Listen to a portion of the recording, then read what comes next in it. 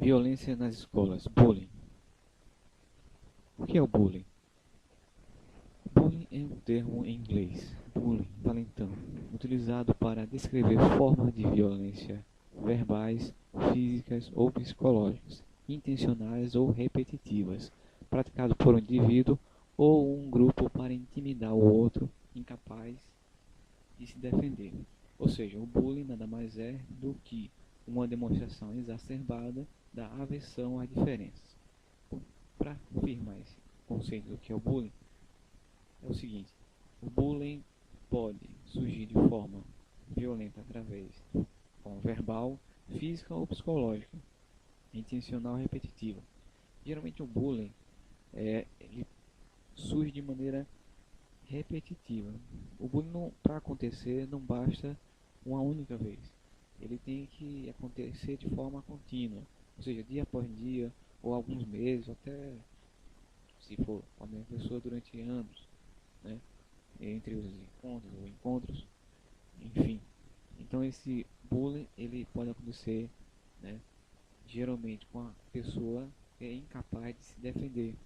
Geralmente ele está em menor número ou ele é diferente, considerado diferente, né, pelo jeito de se vestir, pelo jeito de se falar, né, o que difere geralmente de um grupo maior, né, que se acha que tem o poder de, é, de exterminar ou de é, diminuir o outro, né, a partir desse abuso, né, verbal, físico, psicológico, com intenção e de forma repetitiva.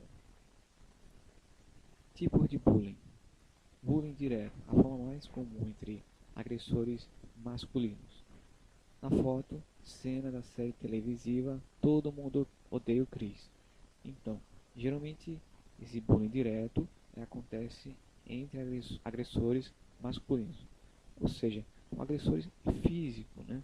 O bullying físico que geralmente causa alguma sequela, algum tipo de hematoma, né? Alguma ranhura, né?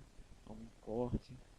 Bom, geralmente entre os masculinos, nada impede de que ocorra também entre as meninas, né? O sexo, né, feminino. Então, nessa cena dessa série televisiva, geralmente o agressor tem, né, o poder de diminuir o outro. Que nessa época que passa a série, o negro geralmente é marginalizado, como ainda é hoje, né? Alguns acham que ele não tem a mesma capacidade que um branco. E aí muitos acham que ele é diferente, e por ser diferente, tem que ser tratado também diferente, e a melhor é, jeito de inferiorizar as suas atitudes. Tipos de bullying. O bullying indireto é a forma mais comum entre as mulheres e crianças, sendo sua característica o isolamento social da vítima, obtido por espalhar comentários, recusa em se socializar com a vítima, intimidar outras pessoas que desejam se socializar com a vítima, criticar o modo de vestir ou outros aspectos socialmente significativos como etnia e religião. Então, geralmente as mulheres sofrem com a fofoca, sofrem com o tipo de roupa que elas possam ser vistas, já que geralmente as mulheres têm um vasto, né, tipo de vestuário muito diversificado. Então, vai que algum grupo não se agrade com o tipo de vestimenta e alguém, né, de algum grupo, de uma sala de aula, por exemplo, é, esteja em desacordo com aquilo que é observado pela maioria. Então, desde fofoca, desde criticar a roupa, e também existem os aspectos da etnia, né, de outro país e da religião, onde isso pode até ser colocado de forma explícita, né, entre esses grupos, colocando sua opinião, causa uma, uma tirania, beleza, uma, uma fúria, né, contra aquele que é minoria perante o grupo. Algumas situações que contribuem para o bullying. Conflitos em que ocorre abuso de poder e força para demarcar território. A principal mudança está na internet. Internet porque antes, não que não deixou de ocorrer, mas se ampliou para a internet. O que era no real, agora também passa a ser no virtual. E no virtual ele se amplia, né?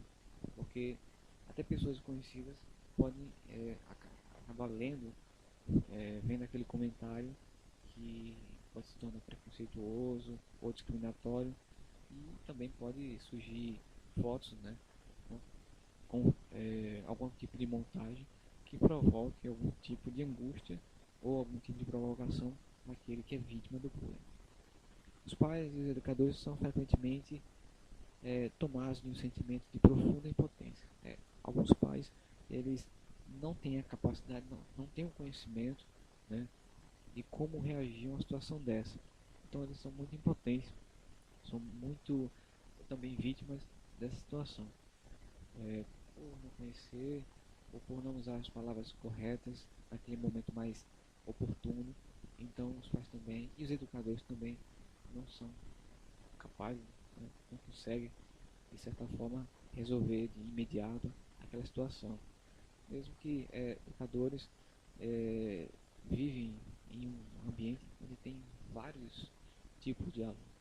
E assim, para observar, chega a ser minucioso, né, custa tempo, né?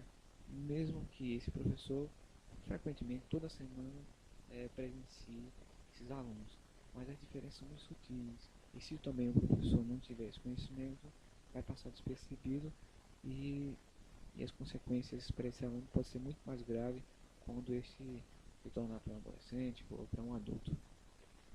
A escola, em muitos casos, ignora a questão. É, muitos ignoram a questão porque ou desconhecem, ou porque existe realmente a diferença nas salas, e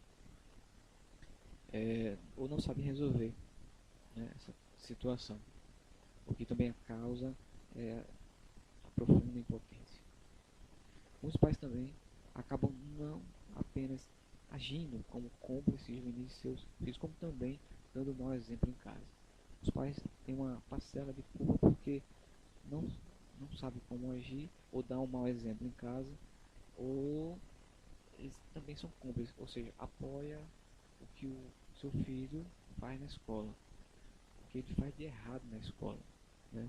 E aí acaba sendo cúmplice, sempre apoiando o seu filho nas piores hipóteses que venham ocorrer no ambiente escolar. Em geral, as famílias vêm de ambientes em que os próprios pais não lidam com as diferenças, né? Então eles não aceitam as diferenças, né? Então, se for de uma religião diferente, se for de outra cor, né? Qualquer tipo de discriminação, qualquer tipo de preconceito, geralmente cria esses ambientes em que os pais não sabem lidar com as diferenças. Isso aí também se estende para o ambiente escolar, onde esses alunos, filhos desses pais, não conseguem distinguir essa diferença e aceitam que os pais também têm como correto, né? E aí o professor também não consegue ter esse poder de diferenciar, os pais não ajudam, a escola também tenta de várias formas, mas a diversidade é muito grande, o tempo é curto, mesmo diante de tantas provas, tantas atividades, para lidar com cada situação perante aquele grupo de alunos. Geralmente as meninas são mais cruéis entre si do que os homens. As meninas, geralmente, elas agridem, né? Ou fisicamente, quando puxam o cabelo, quando, enfim, parte para algum tipo de briga, mas o psicológico é muito afetado também. São mais cruéis, elas planejam, elas arquitetam como afetar a vítima. Então isso se torna mais cruel. Os meninos geralmente são mais diretos. Eles agridem, às vezes sem pensar, ou às vezes também por impulso, no caso, né, sem pensar. E assim, faz com que a agressão seja maior quando os meninos agem de forma, a partir de forma física contra o outro. As meninas, elas planejam, elas arquitetam e acabam sendo mais cruéis do que os meninos. As meninas apresentam regras invisíveis o policiamento umas às outras, né? Elas veem como se vestem, elas criticam a outra como fala, né? Então chega até um, uma perversidade, e que isso pode prejudicar muito aquela que é vítima, né? Não sabe com quem comentar, não tem muitos amigos, os amigos que tem são poucos, ou não consegue também contar para os pais, então ela fica se segurando, não tem como conversar com alguém. O importante é que essas meninas consigam é, desabafar, consigam encontrar uma pessoa que possa ouvi-las e perceber o problema que existe nelas perante aquele ambiente escola ou até mesmo familiar. Possíveis soluções: auxiliar no aumento da autoestima e valorização do ser humano, mudar a pressão negativa sofrida pelos jovens em seus grupos, eliminar o conformismo com a colocação de apelidos, bullying, cyberbullying e todas as formas de violência, identificar e ouvir o agressor, transformar o ambiente hostil em um local onde professores e alunos se sintam seguros e cidadãos de uma nova escola. O bullying tem solução. É tentar encontrar o que ocorre, o aluno que está sendo afetado por esse tipo de ação, né, sendo vítima, e entrar em um diálogo entre os dois ou entre esse grupo com esse que está sendo vítima. E assim encontrar uma solução equilibrada e possível de se vir de exemplo para os próximos bullies que possam ocorrer de um ambiente escolar ou de um ambiente de uma comunidade, né, ou de uma família. Então o bullying tem solução. É preciso diálogo, é preciso ter compreensão, é preciso ter equilíbrio entre as duas partes. E aí sim encontrar uma solução que seja cabível, que seja importante para os dois lados, que acabam sendo muito ruim para aquele ambiente de convívio coletivo. A referência bibliográfica é a seguinte: